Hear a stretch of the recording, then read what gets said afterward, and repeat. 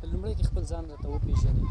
بس زه خو د چمتال ولسوالۍ یم او اوس راغلی یم د افغانستان ته.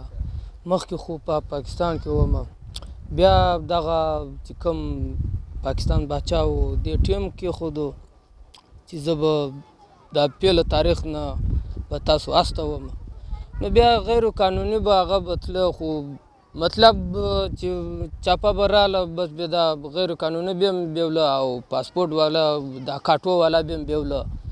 نو موږ دغه پیله تاریخ نه مخکې شکر و او رالو پېښور ته. خو دغه 2 کلن 3 کلن مثال ماشوم چې څه دی او دا بیا بیوله، زنانه بیا یوه سیټ ته بیوله، دا ماشومان بیا بل سیټ ته بیوله، هغه چې کوم د ښځې خاوند به و هغه به بل سیټ ته بس به پراته وه. بچا نه بیا 1 لک 2 لکه 3 لکه چې څومره به مال و دولت به هغه بیچاره به در وغوښتل، هغه بیا ضبط کړل، بس دوی بیا پسې واخیستل چې ځئ خپل وطن ته.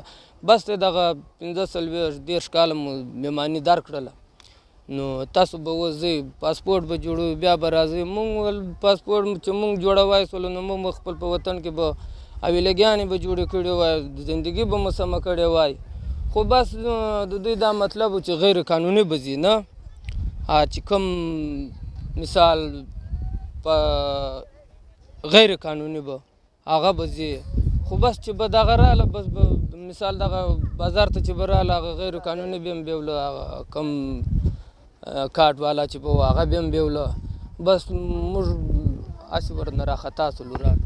پاکستان کوم ځای کې اوسېږئ؟ پنجاب کې اوسېدم. څومره وخت دی تېر؟ تقریبا دغه 14-15 کاله به مې تېر کړي.